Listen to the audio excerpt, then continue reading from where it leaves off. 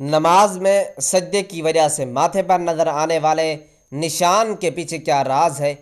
ایک دفعہ کسی نے حضور صلی اللہ علیہ وآلہ وسلم سے پوچھا، کچھ مردوں کو نماز میں طویل سجدے کی وجہ سے ماتھے پر نشان پڑ جاتا ہے، تو وہ کیا نماز کا نور ہے؟ یہ نشان خواتین کے ماتھے پر کیوں نہیں ہوتا؟ کیا عورتوں کی نماز جعلی؟ بسم اللہ الرحمن الرحیم۔ نماز آدمی کے لیے دل میں، چہرے میں، قبر میں اور حشر میں نور ہوگی۔ آپ دیکھتے ہیں کہ نمازی آدمی کے چہرے پر دوسرے لوگوں کی نسبت زیادہ رونق اور خوبصورتی ہوتی ہے۔ یہ وہی نور ہے جو رات کے اندھیروں میں نمازیں پڑھنے والے کو نصیب فرما دیا جاتا ہے۔ بے نمازی شخص کے چہرے پر عجیب قسم کی بے رونقی ہوتی ہے اور ہر وقت اس کی ہوائیاں اڑی رہتی ہیں۔ نماز کے باعث دل میں بھی نور پیدا ہو جاتا ہے، جس کے باعث انسان اپنے رب کے معرفت حاصل کر لیتا ہے اور اس کی اسماء و صفات اور اس کے افعال اور اس کے احکام کی معرفت حاصل کر لیتا ہے۔ اس طرح وہ بہترین طریقے سے اپنے رب کی عبادت کر سکتا ہے۔ رسول اللہ صلی اللہ علیہ وآلہ وسلم کا ارشاد گرامی ہے، جو کوئی اس نماز پر ہمیش کرے گا یہ اس کے لیے قیامت کے لیے نور، برہان اور نجات بن جائے گی، تو جو اس کی حفاظت نہیں کرے گا اس کے لیے نہ کوئی نور ہوگا، نہ برہان، نہ ہی وہ نجات پا سکے گا۔ اس کا حشر قارون، فرعون، حامان اور ابی بن خلف کے ساتھ ہوگا۔ اس فرمان رسول کی روشنی میں ہر مسلمان کے لیے ضروری ہے کہ وہ اپنی نمازوں کی پابندی کرے اور فرائض کے بعد زیادہ سے زیادہ نوافل بھی پڑھے، تاکہ اس کے نور، علم اور ایمان میں اضافہ ہو سکے۔ قیامت کے اندھیروں میں جب کوئی بجلی کما ہوگا، نہ چاند ہوگا، نہ سورج ہوگا، بے نمازی ٹھوکریں کھاتا پھرے گا۔ جب نمازیوں کو اللہ تعالیٰ کی طرف سے خاص نور عنایت کیا جائے گا، بعض نمازی لوگوں کی پیشانی پر گہرے سانولے یا بھورے رنگ کے نشان ہوتے ہیں، جسے محراب بھی کہتے ہیں۔ نمازیوں کے چہرے پر نشان کا تذکرہ قرآن و حدیث میں بھی ملتا ہے، جیسا کہ اللہ پاک قرآن کریم میں ارشاد فرماتا ہے، تو نے دیکھا کہ رکوع کرتے، سجدے میں گرتے، اللہ کا فضل و رضا چاہتے، ان کی علامت ان کے چہروں میں ہے، سجدے کے نشان سے یہ ان کی صفت نورانیت میں ہے۔ اس آیات کی تفسیر میں مفتی محمد قاسم عطاری تحریر فرماتے ہیں کہ ان کی عبادت کی علامت ان کے چہرے میں سجدوں کے اثرات سے ظاہر ہے۔ بعض مفسرین فرماتے ہیں کہ یہ علامت وہ نور ہے جو قیامت کے دن ان کے چہرے سے تاباں ہوگا اور اس سے پہچانے جائیں گے۔ انہوں نے دنیا میں اللہ تعالیٰ کی رضا کے لیے بہت سجدے کیے۔ بعض مفسرین فرماتے ہیں کہ یہ وہ علامت یہ ہے کہ ان کے چہرے میں سجدے کا مقام 14ویں رات کی چاند کی طرح چمک دمکتا ہوگا۔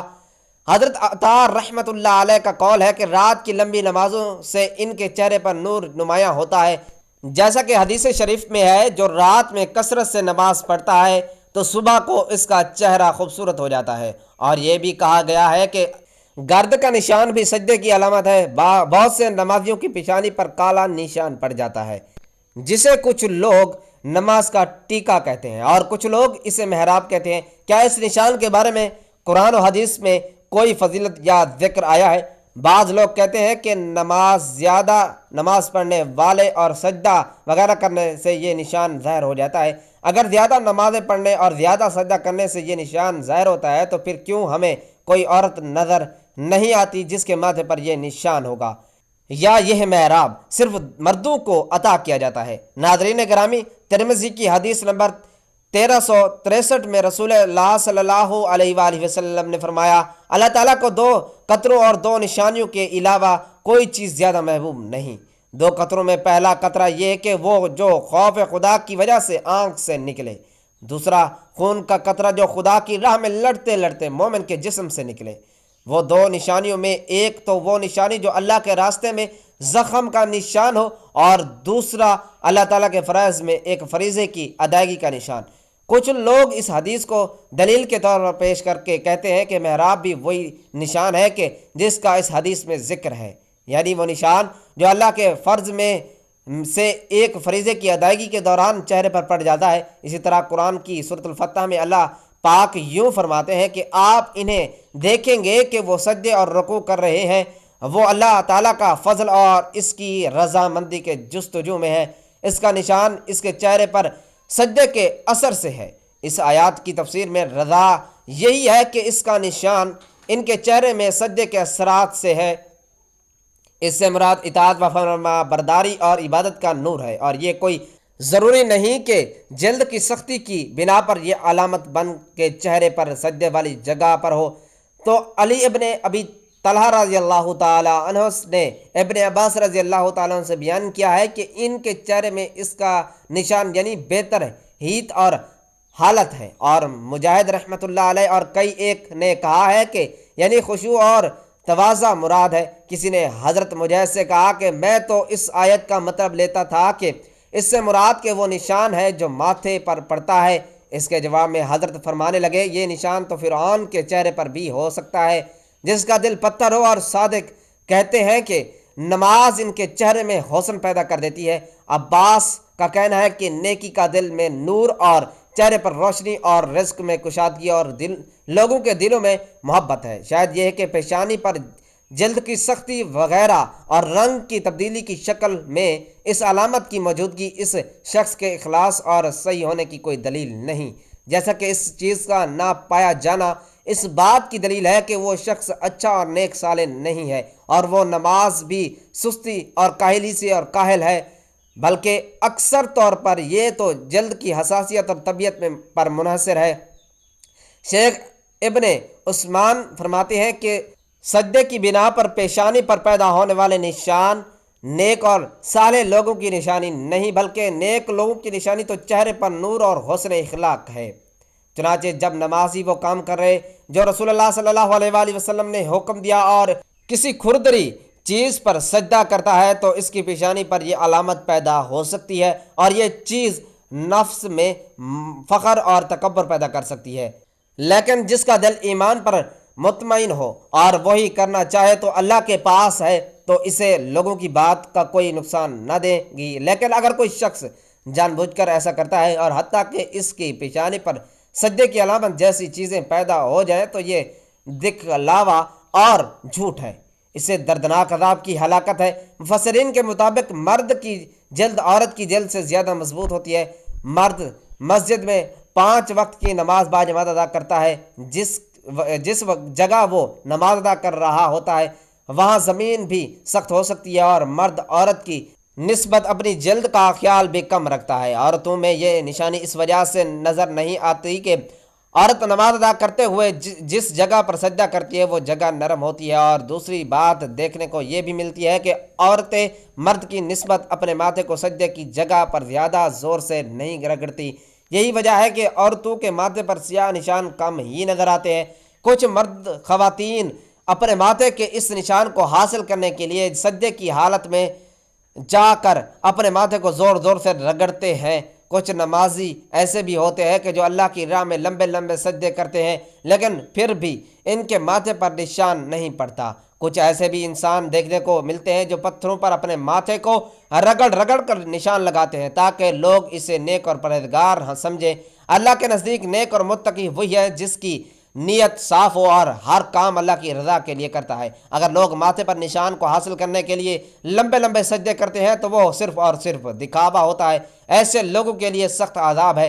ناظرین گرامی، بے شک اللہ پاک نے روز قیامت جہنم کی آگ کو ان حصوں پر حرام کر دیا ہے جو اسے اللہ کی عبادت کرنے میں مشغول ہوتے ہیں۔ یہ نمازی چہرے کا نور ہے۔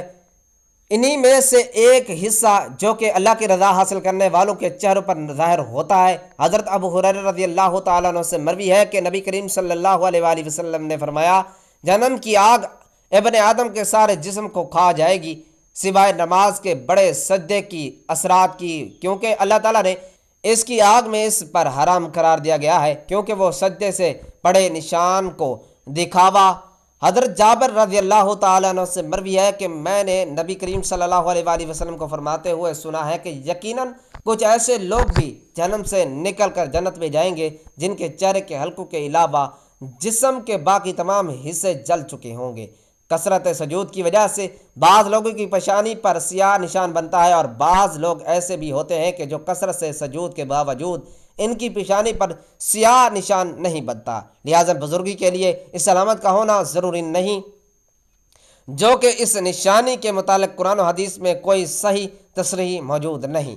تاہم قرآن مجید میں نماز پڑھنے والوں کی فضیلت یہ بیان کی گئی ہے کہ ان کے چہرے پر سجدے کی وجہ سے اثر ہوگا، اور اس سے مراد اکثر مفسرین نے قیامت کے دن نور مراد لیا ہے۔ البتہ تفسیر خازان اور بعض دوسری تفاسیر اس کی توجہ پر مرکوز ہیں کہ اس سے پیشانی پر سجدے کی وجہ سے پڑھنے والے سیاہ نشان مراد ہیں۔ اس لیے اکثر سجدوں کی وجہ سے پیشانی پر نشان بنے تو اس شخص کے حق میں سعادت پیدا ہوگی، لیکن اس کو ولایت کی ضروری قرار دینا درست نہیں۔ صالحین کی علامت میں سے نہیں، بلکہ صالحین کی علامت تو چہرے کا نور، الشرح صدور اور حسن خلق وغیرہ۔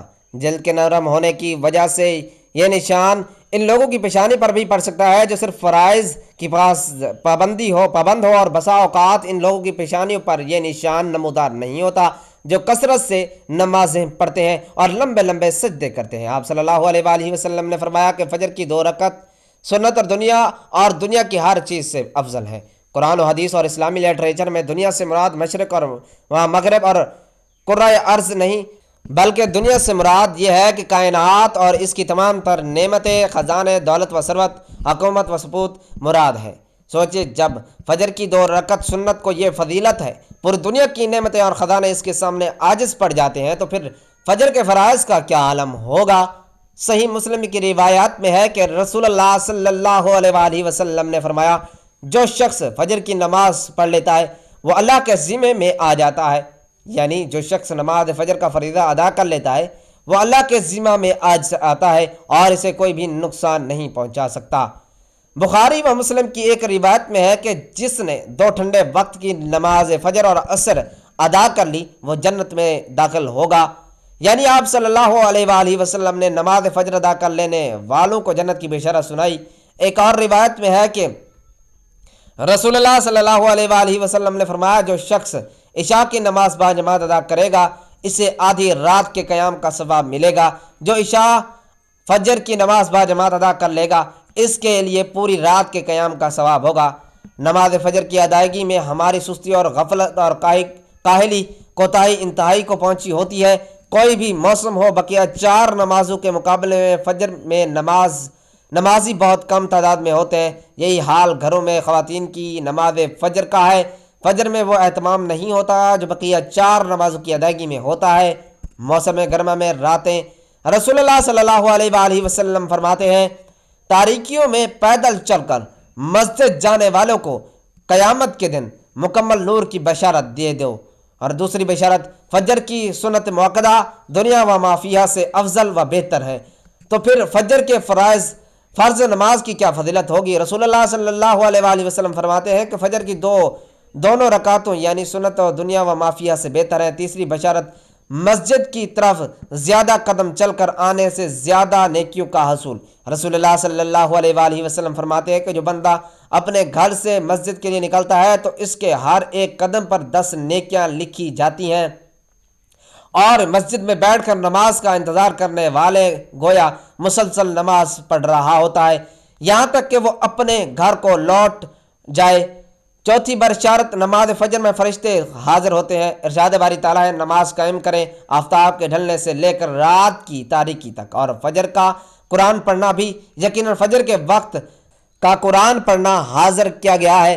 پانچویں بشارت، جہنم سے نجات۔ رسول اللہ صلی اللہ علیہ وآلہ وسلم فرماتے ہیں کہ وہ شخص ہرگز جہنم میں نہیں جائے گا جو طلوع آفتاب سے پہلے غروب آفتاب سے پہلے نماز پڑھے، یعنی فجر اور عصر کی نماز۔ چھٹی بشارت، اللہ تعالیٰ کا دیدار۔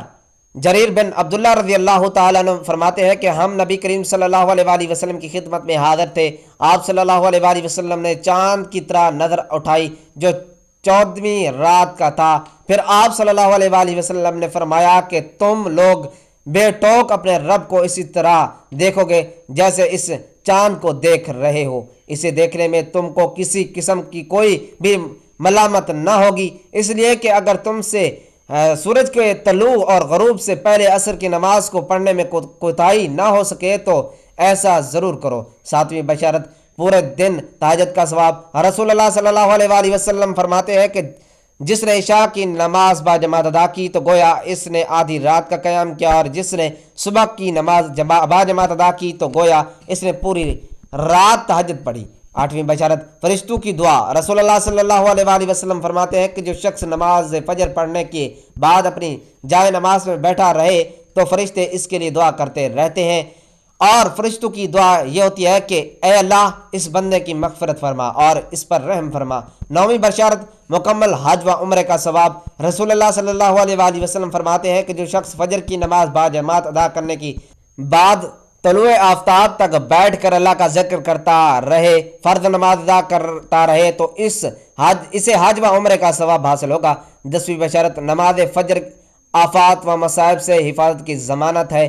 رسول اللہ صلی اللہ علیہ وآلہ وسلم فرماتے ہیں کہ جو صبح کی نماز ادا کر لے وہ اللہ کی حفاظت و امان میں آ جاتا ہے۔ اللہ پاک ہمیں نیک اعمال کرنے کی اور 5 وقت نماز کی باجماعت نماز ادا کرنے کی توفیق عطا فرمائے، آمین۔ ناظرین کمنٹ باکس میں اللہ تعالیٰ کے 99 ناموں میں سے ایک نام ضرور ٹائپ کریں۔ اگلی ویڈیو تک کے لیے دیجیے اجازت، اللہ حافظ۔